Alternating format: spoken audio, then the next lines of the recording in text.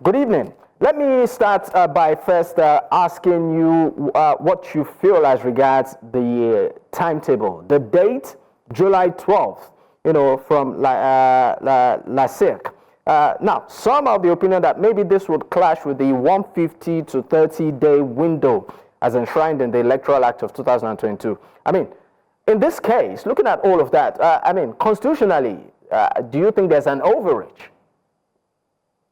I do believe that when it comes to the timeline for elections, last year can still reverse its position. And why do I say so? The Electoral Act 2022 provides that for elections into area councils, which by extension extends to local government elections by virtue of sections 150 of the Electoral Act, but the elections must be held not later than 30 days and not earlier than 150 days to the date of expiration of the current leadership. And so what we have is, if you count the timeline, if your elections are to be held not earlier than 150 days and not later than 30 days to the expiration of the tenure of office of the current leadership, it means that you have the window of between February 25th to June 25th to conduct the local government elections. And anything outside that is falling outside the timeline required by the Electoral Act. And this is instructive because if you follow the decision of the Supreme Court on the Rivers local elections, in fact, the Supreme Court in February nullified the local elections in Rivers State. And this was one of the grounds that the elections did not comply with the required timeline in the Electoral Act. Now, why is this important? The Electoral Act 2022, one of the things it did was basically to provide that by sections 150, the procedure for elections that regulates area council elections in Abuja would extend to the conduct of elections of local government across the state.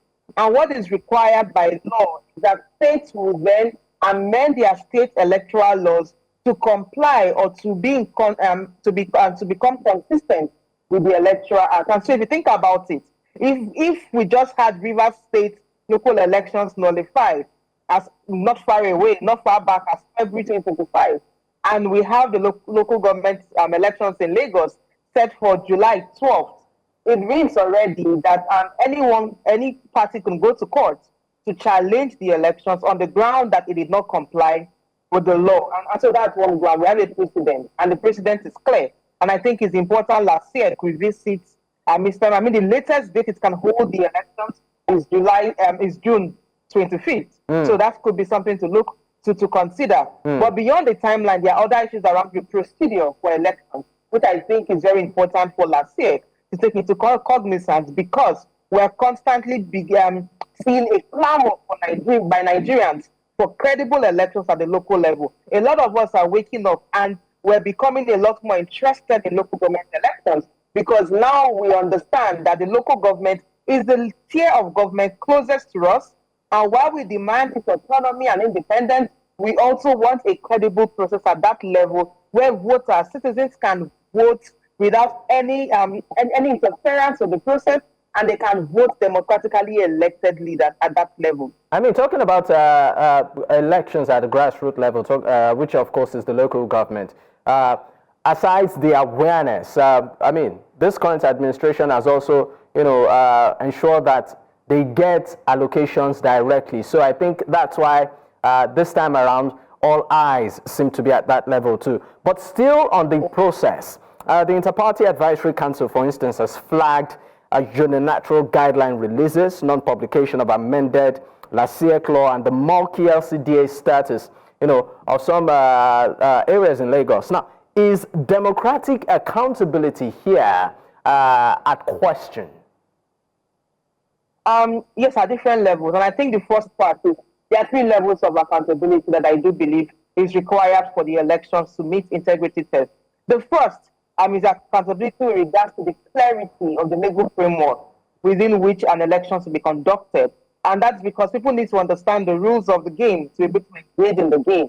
So the first is the clarity of the legal framework for the elections. The second is issues around the compliance to the rules and the rules and the regulations for the elections. And the third is the application of the rules equally and fairly to all contending parties, and that includes voters. And if I begin with the first part, the part around clarity on the legal framework for elections. Interestingly, the Lagos LASEC law was amended in earlier in the year. However, this has not been made public. Now, I wouldn't necessarily put this blame on or put this responsibility on LASEC, but on the State Assembly, because the powers to review and amend this Lagos State law, electoral law, is within the power, rests with the State Assembly.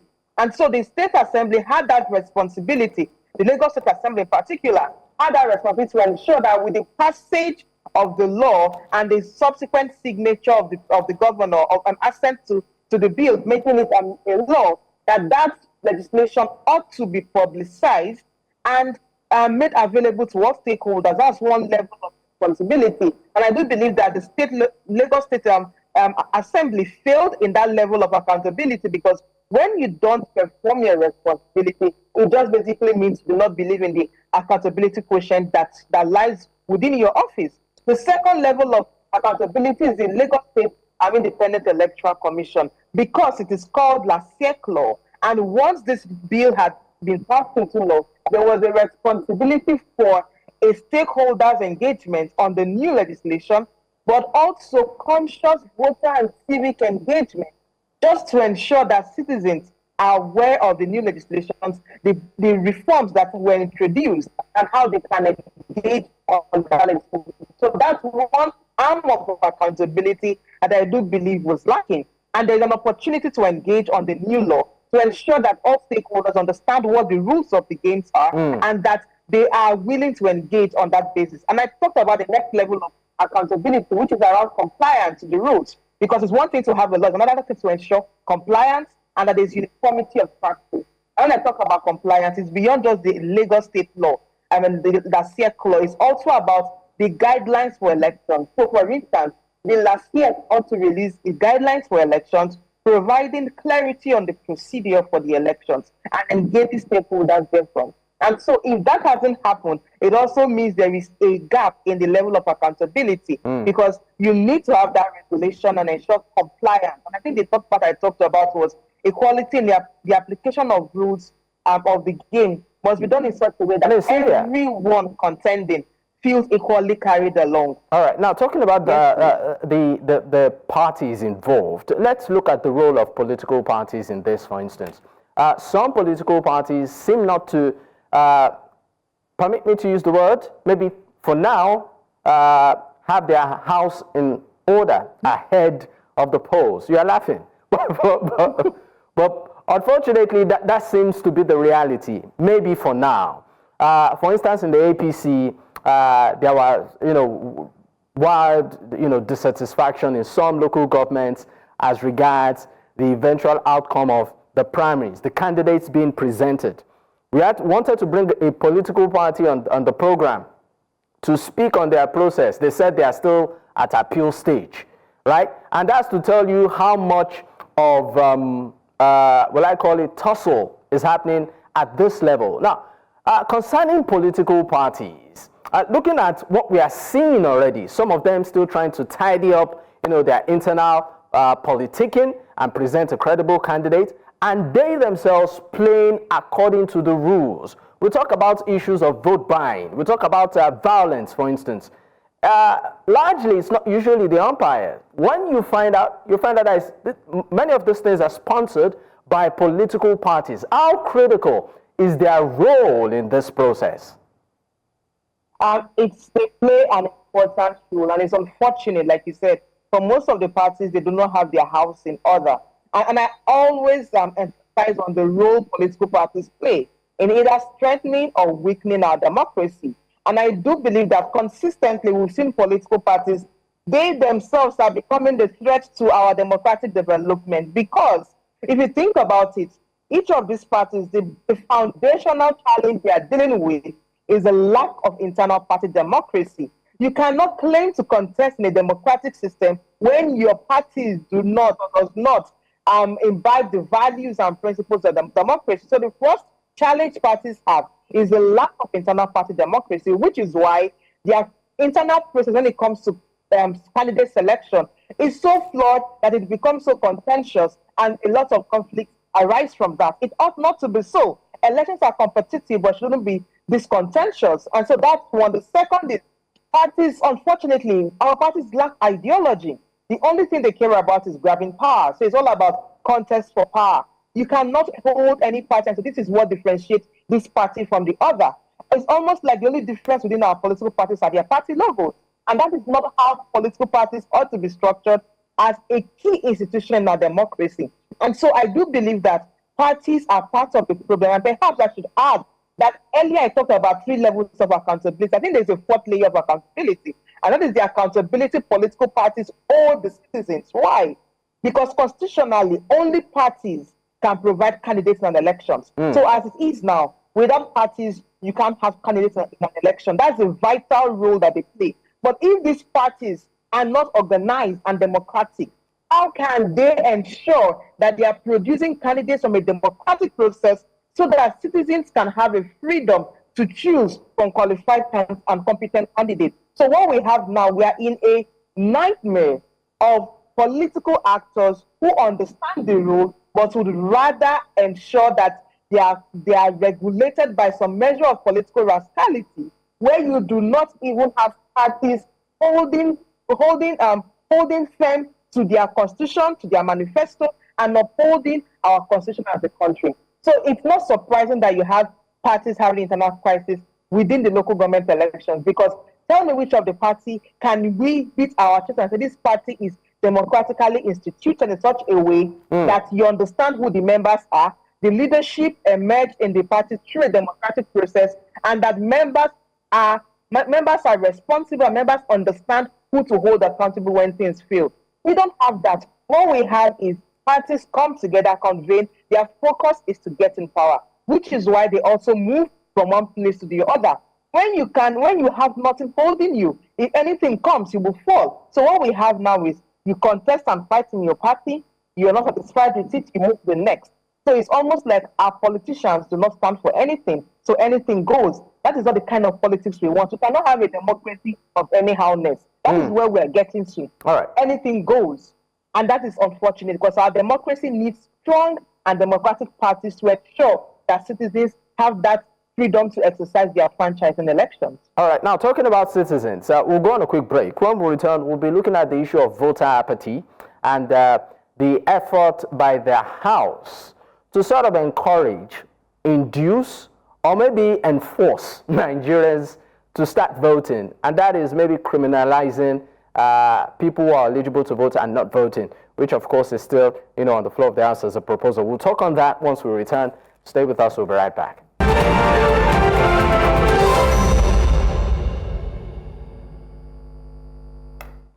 Many thanks for staying with us. It's still Politics HQ on News Central Television, and of course we are looking at matters arising around the Lagos State local government elections, which of course is just around the corner. I still have with me Cynthia Mbamalu. She's the Director of Programs for Yiaga Africa. Thank you for staying with me, Cynthia. Now, just before we went to that break, I did say we'll talk about voter apathy. Now, for grassroots elections over the years, what is pretty much noticeable is low turnout. Some people are not even aware in several local governments that an election is holding that day. So they just go about their business until maybe they are told, and they realize. So looking at the issue of voter apathy, what would you consider the reason for this, particularly at this level over the years? I'd also like you to add this to your answer. The proposal by, the House of Reps wanting to criminalize not voting, especially if you're eligible to vote. Do you think that would show up people wanting to participate in this very civic responsibility? I will begin with your later question. And I think first and foremost, we do not need to criminalize not voting, because the act of not voting is also choice. It's also exercising choice. Why? It is called the right to vote, meaning that you also have a right to say, I do not want to vote. And I think for me, the bigger question is not wasting time. Or the bigger issue should not be around wasting time to put forward the legislation to criminalize lack of voting. Imagine proposing jail term for citizens who decide not to vote. That is the height of introduction of draconian legislation in a democracy. So I do believe that for our country, Nigeria, I know some countries may have mandatory voting, but for Nigeria, for our level of democracy and our fight for freedom, that citizens ought to have the freedom to choose and decide not to vote if they don't want to vote. Because sometimes people do not vote out of protest. Sometimes people do not vote out of religious beliefs. There are some religious beliefs that do not support voting. So there's all of that to put it together. But if you ask me, what should be our bigger focus? Why do we have lower voter turnout consistently? I think for me there are three big things. The first thing is there's an increasing lack or more or less loss of faith in democracy as a system providing to the needs of the people. And so if people feel that each elections we come out and vote, but we do not see leadership impacting on our lives positively, they would not feel or they wouldn't see the incentive to participate next elections, because for them, we have voted, but it has not impacted or changed our lives for the better. So there's that question around how the system, how our leadership system is failing consistently, and how Nigerians are getting a lot more frustrated with our electoral process and our democracy. In particular, the second is the quality of the process. There's a question around the quality. When citizens believe that whether we vote or not, some people will determine the outcome of the elections. There's always that sense of withdrawal from the process, because for them, why engage when we already know who would win? And that is why I talked about fair and equal competition, because when the process is not fair, when there is no equality of access to compete in the elections, it also creates a sense of control and overbearing interference with the process. That way, citizens do not feel the need to engage. And I think getting the process credible, ensuring electoral integrity should be the priority of this assembly. Reform our elections, ensure we strengthen the legal framework on electoral technology in the elections, create a space where voters can vote without voters card. We have a BVAS. Make the system easier and simpler. Leverage technology. That way, citizens will believe that the process is transparent and will be a lot more inspired to vote. So that's the second part. When the process is questionable, people lose interest with time, and that is where we've got it. And I think the third part is generally there's a level of apathy that comes with Nigeria generally. You have a situation where it's easier for us to complain and talk about the issues, but when it comes to action, we don't want to make the sacrifice. And I must say this: every democracy that is standing, that is moving, had a set of a critical mass of its citizens committed to making the sacrifice to build their system and to get the democracy to work. And why do I say that? At the end of the day, the people are those who carry the democracy. Elected leaders are basically barely 1% of the total population of Nigerians. If you think about our population, a percentage of those elected into office at the federal and state, I think it's maybe not 1%. I've not done the maths, but perhaps less than 10%, if I'm being honest. And so if you think about that, we're allowing a few percentage of people determine how we engage. And I think as Nigerians, we need to take ownership of the process and get the system to work. The only way the system will work is if we come out in our numbers, if we make the right demands for things to work, and if we begin to engage our political class from a place of transformation and not from a place of transaction. But yes, for local government elections, it's sad that there's lower turnout. I was in Lagos for the last election. There was no movement, as you always know. We moved around local governments in Lagos State. People were carrying on their personal businesses in their different homes. They were not showing up. About barely 10% turnout in that local government elections.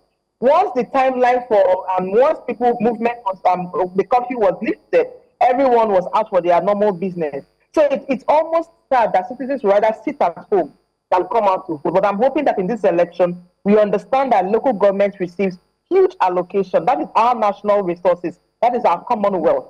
And so if we understand that the local government is a key player in our economic development, is a government closest to us, I do believe that Nigerians, young people especially, should engage this local government election in Lagos even more seriously than they engage the presidential elections. All right, Cynthia, thank you so much for your time. It's been a pleasure having you this evening. Thank you.